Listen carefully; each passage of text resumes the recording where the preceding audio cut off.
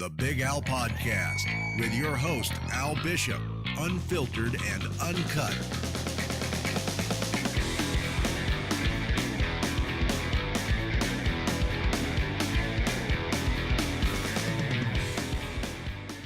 Welcome, ladies and gentlemen. Across from me today, I've got possibly the baddest man on the African continent.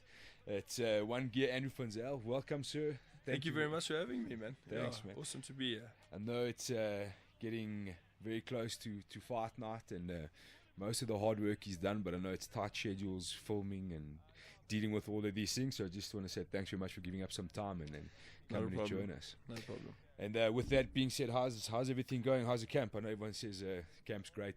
Camp's great. As I said, I think the older I get, the more difficult it is to put everything together. So I don't train full time, so I've got to go to work in the day. And I must admit that this camp round, it was probably one of the more difficult ones for me to do. But I've got the work in. I put the work in. So let's hope we can deliver on fight night. Again, I've spoken about it before. Preparation is a must-have, and that doesn't guarantee that you're going to deliver on the evening. So, in terms of prep, I'm ready. Just got to bring it on fight night, man. Okay. Would you say, obviously saying it's getting harder to put everything together? Is that basically just on the amount of time you've been doing this, or you're kind of getting to an age where you're finding motivation difficult to keep going, or what is that exactly? Not so much on the motivation side. It's just I have a lot more on my plate in terms of my job. So to work around that was getting quite difficult for me this time of the year, especially with work commitments and that type of a thing. Early mornings is a problem because I had obviously other commitments work-wise, but motivation isn't a big thing for me. I've been competing or doing this thing for quite a while, and I know what it takes to put in. And I've always said if I can't commit the kind of time or the amount of time that's necessary for me to perform, then I won't be doing it. Okay. And it's been a very long career to date. So what I want to ask you is where did it all begin? How did this whole MMA come about for you? I never really had much of a background in any sort of traditional martial arts or boxing or anything like that. I played traditional sports throughout school and throughout high school, and I enjoyed those. When I sort of got to matric, I had a couple of buddies that had started training at Rodney King Street Tough gym here in Blagari in the Scout Hall, and they said come and give it a try. So I went down there, did my couch potato class, and I haven't really looked back from there. Okay. Rodney King says that they gave you the nickname One Gear there in the Street Tough gym. Is that correct? That's 100% correct. He actually gave me the name One Gear. I think as a youngster, you walk into the gym and you're trying to give your best at everything, and a lot to do with or a lot of things with martial art take a certain level of finesse, and I don't think I had that, and I think that's where I got that from. So okay. He gave me that nickname. It was quite an infamous gym, Street Tough. A lot of scars left behind there. I say it from the outset. I think the mental toughness aspect of MMA, I learned there. Sure. I think I had some semblance of it from doing other sports and that type of thing, but you had to be mentally strong to survive at the Street Tough gym, and I know that it's done some evolution and it's changed and all of those sorts of things, but there were some really tough dudes there when I started, if you rocked up there and you didn't have the right sort of attitude there, you were sorted out pretty quickly. But I suppose that's in the past. I'm happy to have been around at the time, but sort of in the same sense, I'm happy that's over. Sure. So your pro record dates back to 2004. 2001. Yeah. Okay, so even longer. Yeah. So 2001, that's a hell of a long time. What's that, 16 Yeah. years you've been going? Yeah. It's almost like, I was thinking about this for someone that's been around for so long. It's almost like taking, like, you know, those movies where a caveman's been frozen for like 20 years and then resurrected back into the modern world. Do you have that sort of feeling about how much MMA has changed from 2001? Obviously, like, I mean, there was guys have mentioned fighting down in Durban in tents in parking lots to now being this massive production in front of millions of viewers. How is that? You've obviously been someone that's been in the front of that, watching that all happen, and yourself changing with it as well. Yeah. How intense has that been as an athlete to go through those massive changes? Yeah, that's what brought me back to training, because I started in 2000. I had my first pro fight. There was no amateur back then, so Sure. we had like trials in the Scouts Hall. Rodney phoned all the kickboxing guys, wrestling guys, ninjutsu guys, you know, what have you, and they sent their toughest dudes, and we had sort of weigh-ins, and we had sort of elimination things to see who would fight in those competitions, and that was basically it. I mean, there was money at the end of the day, but there was no amateur structure. So my first fight was against a guy called Kobus Haysom, and I think he had like 109 kickboxing fights or something like that. I was a 94 kilogram heavyweight back then. I think he was about 97 on fight nights, and I mean, that kid trained with Ernesto Hust, and you know, he was a proper athlete, you know, and that was my first time out in a big arena. We fought at what was back then Caesar's Palace in a boxing ring with Pride rules, and you know, all the good stuff that comes from training and fighting as an amateur and being able to deal with all of these things, that was thrown in my face right from the beginning. And that was a really, really tough event and tough evening for me. Coming all the way from then to 2010 when I had my first EFC fight to now, where it's a worldwide production is been absolutely amazing. And kudos to the EFC for bringing MMA, or South African MMA, to the rest of the world. Sure.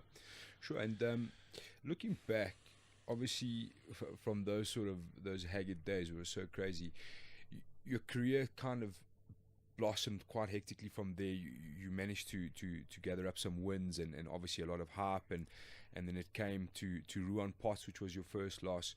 So at the time you were this younger prospect who'd built up like a 4-0 run, and now you're facing a similar sort of prospect who's also had a 4-0 run. Do you see the resemblance in yourself perhaps in someone like Wessel Mostert? Yes and no. Like my career was pretty sort of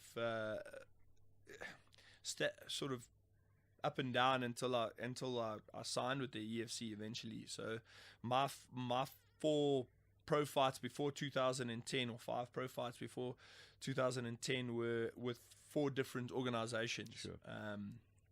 So yeah, probably the fight with Ruan probably came a little bit too early in terms of my EFC career, but yeah. I think Wessel's come up through the ranks, and he's won a lot of amateur fights, and people disregard that. It's gonna be interesting. It's gonna be really interesting. It's something that you said you thought maybe your fight with Ruan, the first fight, was a little bit premature, and there's been a little like under-muttering with Wessel in the same regard. Some people have said that perhaps it's a little bit too early for him as well, but what you've just said, obviously the amateur fights make for a big difference. Because I think the immediate reaction after Elvis beat Mike Vermeulen was that it's going to be the rematch. That'll be the next fight. You guys will fight again. But then Wessel was introduced. And I think both guys had a case for the crack at the title, but they stuck with Wessel. So it's an interesting prospect, and obviously if you look at it as a fan, you kind of look at the heavyweight division, you're like, there's so many options and so many things happening, and the EFC are actively bringing in new guys. Is the new guy Austin, who's arriving now as well. So it's a good time to be a heavyweight, and it's a good time to be a heavyweight fan. So do you think at this moment in time that Wessel Maastat is the biggest threat to your crown? With due respect to Wessel, I don't think he is. Okay. I think that honestly it would probably be Elvis that will be at top of that pile. And it would be very interesting to see who'd win between Wessel and Mark Vermeulen, because they're very similarly pitted, if you understand what I mean. Sure. So whether he's on top of that pile, I don't know. His record speaks for itself, and he came in and he won 4 fights or 3 fights, whatever it is. And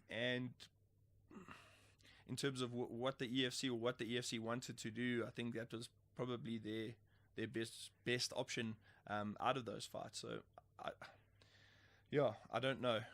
Again, with all due respect. Sure. Yeah, it seems like it's stylistically, obviously when you look at fights, you always want to see stylistically. We've kind of got the situation where you've got someone who's in yourself that's known as being a little bit more versed on the ground versus somebody who seems to be steaming through opponents or standing up.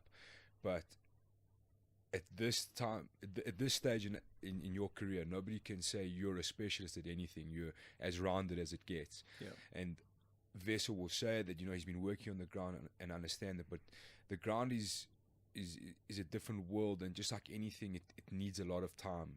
You cannot replace that time. It doesn't matter. You can, he's done good moves. He's gone to AKA and trained with the guys in the States to kind of gauge where he is and things like that, but it's still not going to replace time. So the time's quite an interesting thing. And obviously now, for my personal side, you've got a guy who seems to be knocking heavyweights out, and a guy who just at heavyweight that seems to not be able to be knocked out. So it's kind of like a tough draw stylistically, and the records speak for quite a bit as well. So do you go into the fight with Wessel with that in mind, that he seems to be putting heavyweights away, and some of them it seems quite easily? Again, without having to pee on anybody else's sort of repertoire or anything like that, Wessel's, he's beaten guys who've, come out and it's been their first crack at it. Sure. A lot of those guys were newcomers. I'm not saying that I haven't fought newcomers, but I've always said to the UFC that I would fight whoever they wanted me to fight. And I suppose that's exactly the same with him. So, he beat Tiny Strauss, who has some semblance of a record. He beat Ivan Stradom. Yeah, I've never even seen the dude fight, and he beat him with a submission. Sure. And then he came in and beat Tony Mustard. It was another victory they had. Yeah, TK. Yamji. Yeah. Tough dude. Yeah, sure. But there were pieces in those fights where if those guys had had a little bit more experience, that they could have changed the outcome of that. Maybe not the outcome of that fight, but seriously put Wessel under pressure. I mean, there's no fight that I've seen that the guy's been put under any amount of pressure. His gas tank hasn't been tested. He came out and said that I, in an interview that I know that his stand up is better than mine. I watch him box and I don't get where he comes up with that. It makes no sense to me. So yeah, I don't know.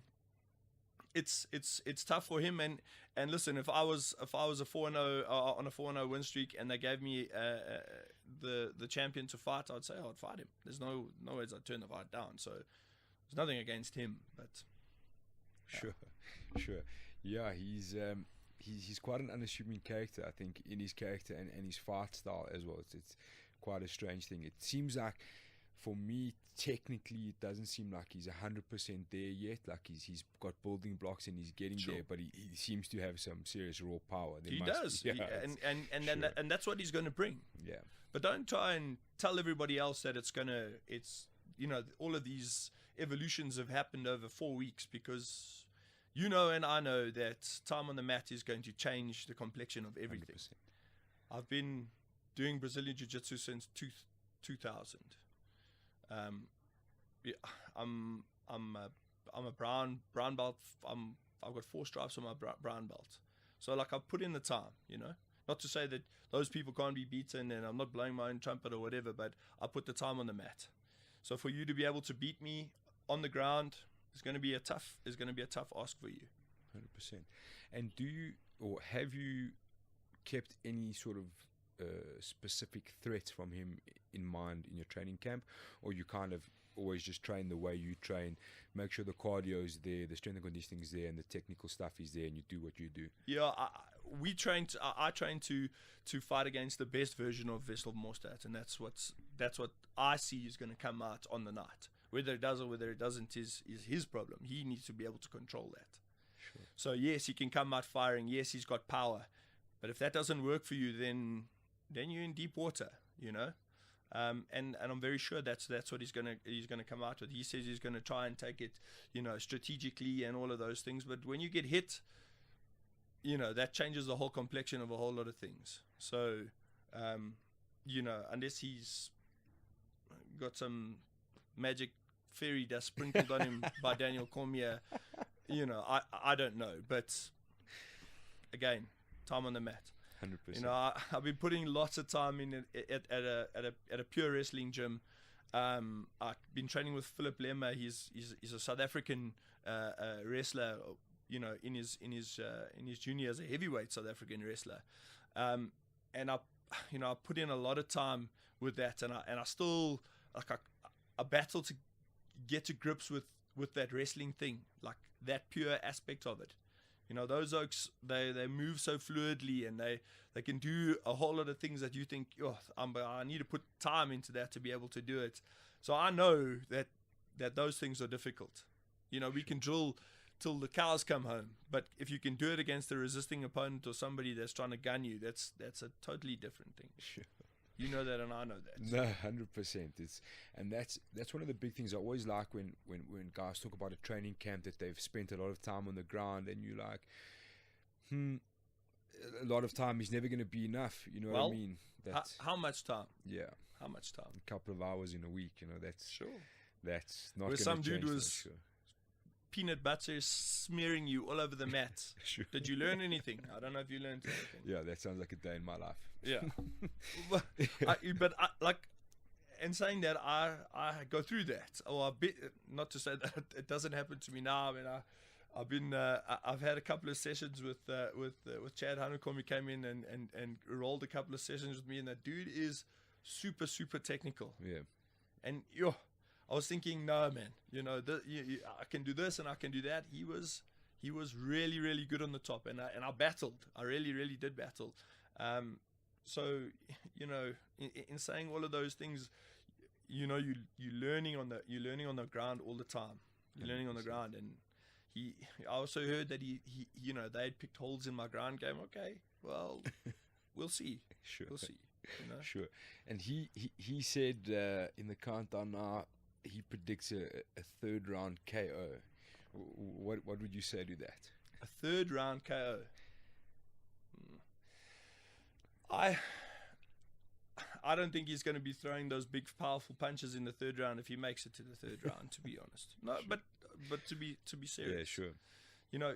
Again, that's that intensity that he comes out with. If you can negate that, come third round, and you're getting smeared and you're getting slammed up against the fence, yeah, it's more difficult to pull off.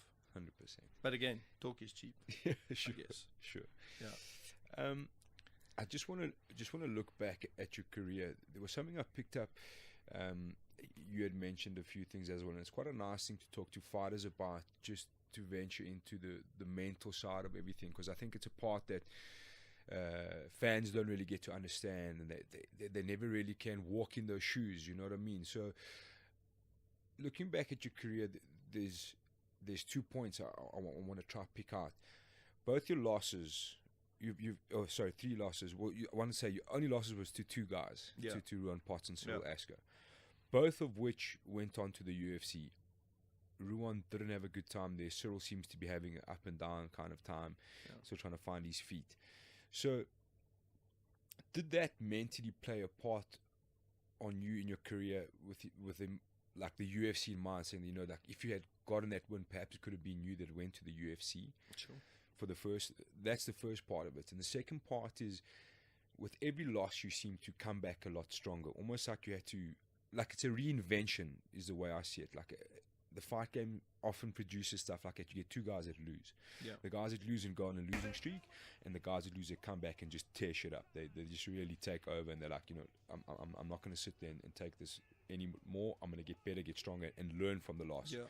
You know, so that's what I really want to look at is, did you have to deal with yourself on a mental basis quite hard in the fact that one win could have seen you into the UFC, and what was the reinvention process from there like after the first or the losses, let's say? I think to answer the first question about the mental aspect of fighting, I think there's an element to competing that a fighter has, that there should always be that element of, you know, butterflies and anxiousness and, you know, nervousness, but it shouldn't be that bad that it hinders performance. And a lot of fighters have to deal with that. So some guys can do it better than others, and I did it really, really badly. I think the first Potts fight was a little bit of a step too far in terms of my very limited mental game that I had at the time. I think I let the event and all of those things, you know, get the best of me there. I'm not making excuses. He beat me fair and square, whatever the case is. But I had to start to develop some kind of a mental game, and a way to deal with my anxiety before pre-fight anxiety. So I did a lot of work with a hypnotherapist in terms of visualization. So I did a lot of work in terms of being able to deal with you know, event type of anxiety. So I did that whole vibe.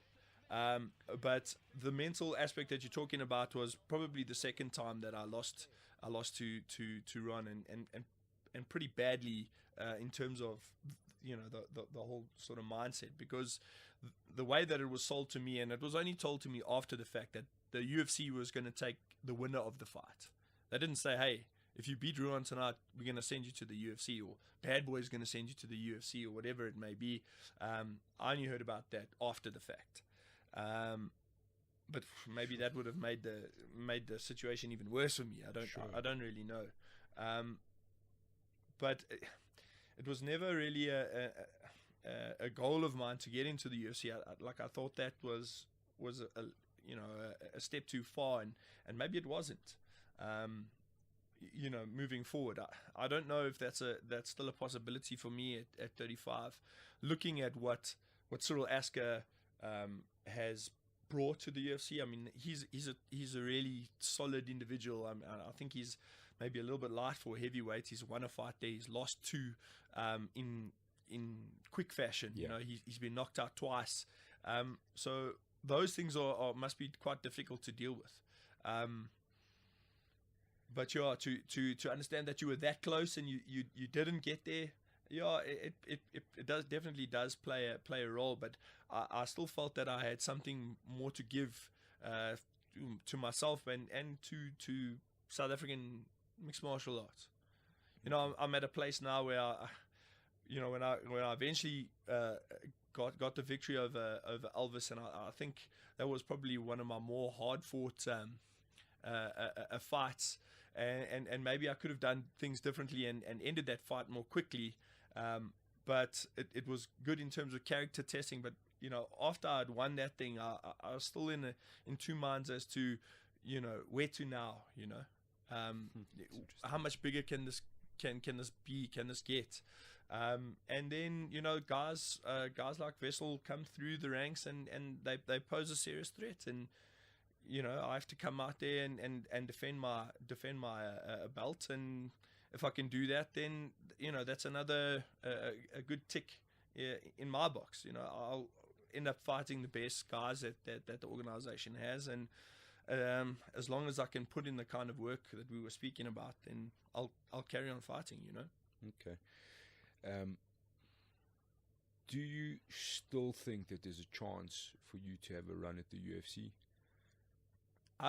Yeah, I've spoken to Bob about this quite a few times, and yeah, I think for me to have a proper go at it, it would take a lot of commitment from various different parties. Sure.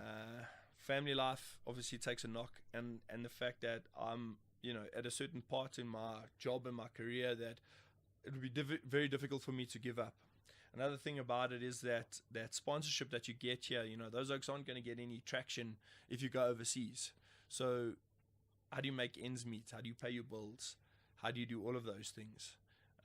So, I mean, if it ever did come up, it would be a serious consideration for me, but I don't know. I don't know if I'd be able to make it work. So is it fair enough to say that every decision you're making for your career now is just like a personal goal, really? You're not really fighting with the motivation that you're trying to get into something like the UFC or Bellator. You kind of just taking it day by day. I'm taking it day by day. I've chatted to a couple of guys, or overseas managers and promoters. A couple of the guys at FFM, I chatted to them, and they're working with different individuals, and they put me onto they put the guy onto me, and we chatted, and we've done all of those things. But sure. Is it really viable for me? And I'd have to weigh all of those things up. Have a chat to your sponsors and say that this is the vibe, you know. And I would never want to go, with all due respect to Ron, and I know, you know, it's a step up and all of those things, but he was never ever prepared to fight in the UFC. He was never prepared to go there and do it and make a good, you know, example for South African MMA. Granted, he had some tough opponents, but you don't go to the UFC and fight bums. Yeah. There aren't any. Top of the top. There aren't any. Sure. So you're going to fight the top, whatever, 30 or 35 guys in the world. So are you going to go there and fight? You lose, but you in it for 5 rounds, or you gunning it for 5 rounds, whatever it is. I don't know. It just seemed like he was undercooked every single time, and you as you say, that plays back in your mind, because you're thinking, you know, if that was me, I could have done better. Sure. I would have prepared myself better. You know, hindsight, but yeah, sure. I always find those questions on the mental aspect of fighters so intriguing, because there's nothing quite like it in the world. You know what I mean? There's even nothing. You know what I mean? Even like people will say to me, "Oh, you can't say that." You know, what about like a UEFA Champions League final, Rugby World Cup final? I'm like, yes, there's an argument. But you got 14 other dudes in your team. Exactly. So even if you're half-assed, you know, somebody's gonna make you look better. No, sure. And the big thing with MMA, and I think people that train any sort of martial arts will understand a little bit more, is that constant talk of ego. And there's no other sport in the world, I think, where you put your ego in front of the whole world to see, and then they can decide who you are. You know what I mean? Exactly. You make yourself very vulnerable all the time. Exactly. And you have to deal with things mentally. And there's just like, and I've spoken to a few fighters about it, just in a walk to the cage, there's so many opportunities for your mind to back out and say, hang on, what are we doing? Let's get out of here. You know what I mean? Or if, like I said with the UFC, if you had known, if they said to you, look, you wouldn't fight, you go to the UFC, and maybe somebody will say to you, maybe that would have motivated you more. Maybe it would have made you shit yourself even more. Yeah. You know what I mean? You don't know what would have happened, you know? So the mental side is, man, it's... Yeah, man. It's hard stuff. It's very hard stuff. Yeah, as you said, I've trained with a lot of guys that were great gym fighters. Yeah.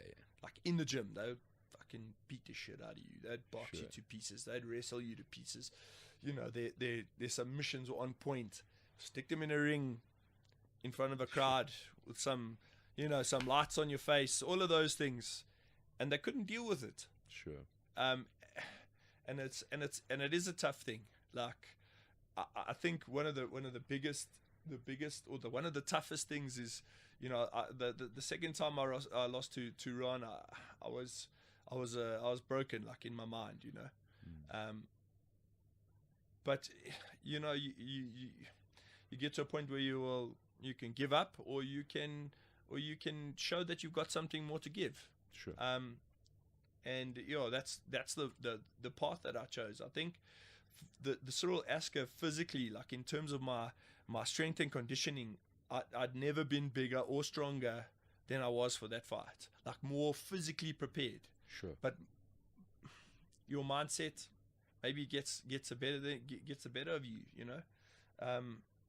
But I've been able to carry that over and work through those different things. So yeah, man, it's a fun ride. Sure. And a tough one at times, I guess. No, 100%. Just a little a fun one, hypothetically, if we can. I know it's tough because fighters always want to focus on the fight in front of them, but let's put it in a hypothetical situation that you retain your belt and you start looking for another defense of your title. Who is there anybody first and foremost on your mind?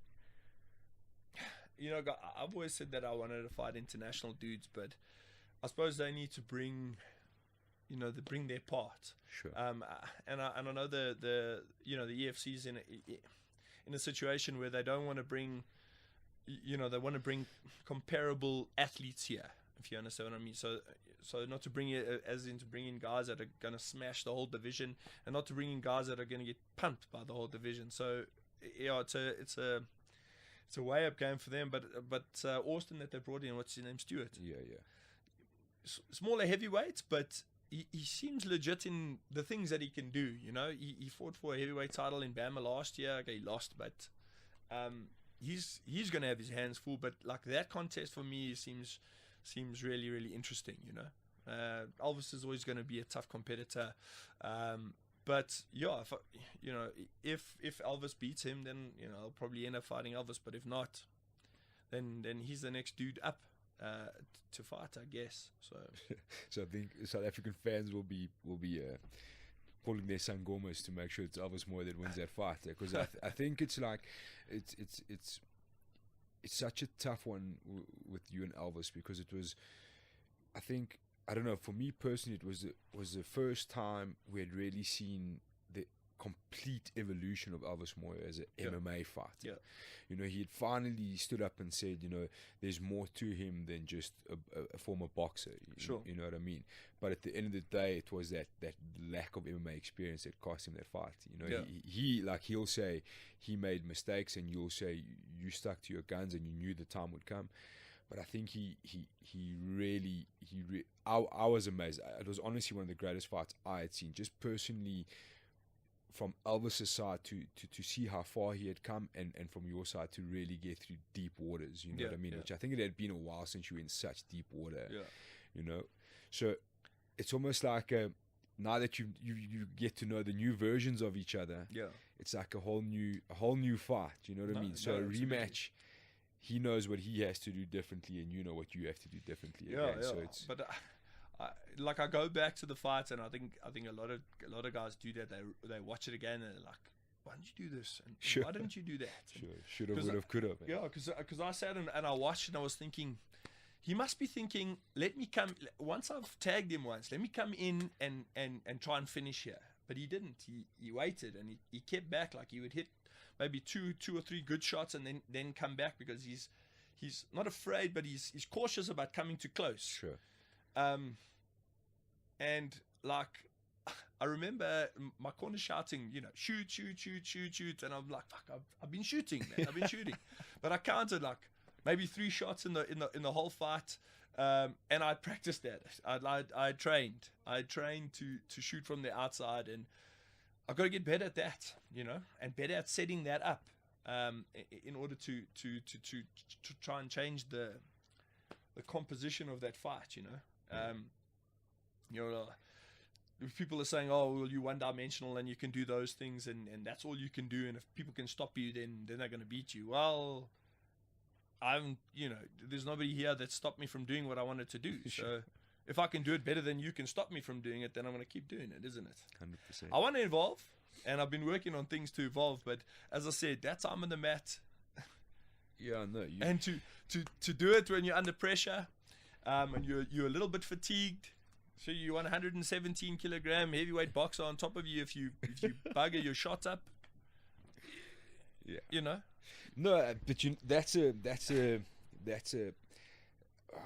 how can I put it? That's also people calling you out like that in the fight game is a mental thing. You know what I mean? They want to try and see if they can get you to stay away from what you would normally do. You know, try and take that away from you. That at the end of the day is MMA. The time on the mat will always be your strength. Yeah. You know what I mean? But like, because you're still part of the generation maybe that came from a background and then developed into MMA, whereas the guys now are like, they're just developing MMA, you know what I mean? They're not a boxing guy that's turned into MMA or a jiu-jitsu guy that's turned into MMA.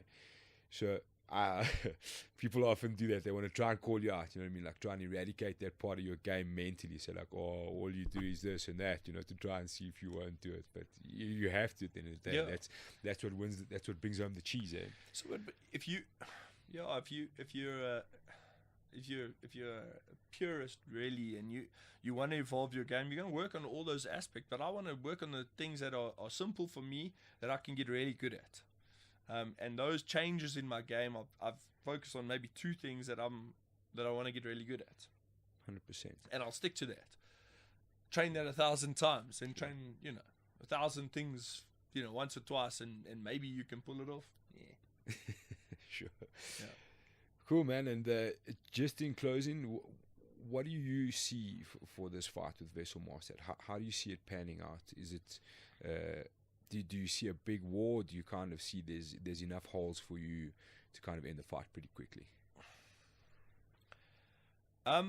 Yeah, I think he will have the right kind of sort of strength and all of that power in the beginning to begin with in the fight, but that also makes you susceptible or leaves you open to a whole lot of other things. I still don't see where or how he thinks his stand-up game is better than mine, and I can put him under pressure with that. I can put him under pressure with wrestling and the clinch, and I can put him under pressure on the ground. He's got to try and gain some ascendancy somewhere. And I don't see him gaining that ascendancy anywhere. So come in and swing wildly, you're going to get knocked out. 100%. You cover the distance, I'm going to put you on your back. I'm going to get on top of you and beat the shit out of you. Sounds like a solid game plan to me. So let's see. Talk is cheap. 100%. Well, champ, thanks very much, man. Good luck for the last few days. I know it starts to sort of wind down on the training side and ups on the media side. You're going to have a film crew following you around, I suppose, for the engaged series. Yeah. I laugh about all of these things, and they're cool sort of, like interventions and things to spice the whole thing up, and that's what makes the EFC cool. But there's so very little that people don't know about me, that people are going to find exciting. So yeah, all of that sort of thing is going to happen. I've got a couple more sessions lined up, but yeah, basically the hard work's done. So I hope to bring something exciting to the table come EFC 61. So killer, thank you for having me. Thank you very much, and all the best, and good luck on Fight Night, man, and we'll see you there. Take it easy. Ladies and gentlemen, live from Sun City in South Africa, let the battle begin! On July 8th, 2 giants are set to collide for the ultimate prize, the EFC Heavyweight Championship of the World. Andrew Van Zyl, the Benz Express, Boston! Reigning champion Andrew Van Zyl will defend his title against the undefeated monster, Wessel Maastad. Plus, the DRC destroyer, champion Dolce, defends his light heavyweight title against the French KO machine, Alain Badou. EFC 61, 8 July, Sun City. Tickets and broadcast information at efcworldwide.com.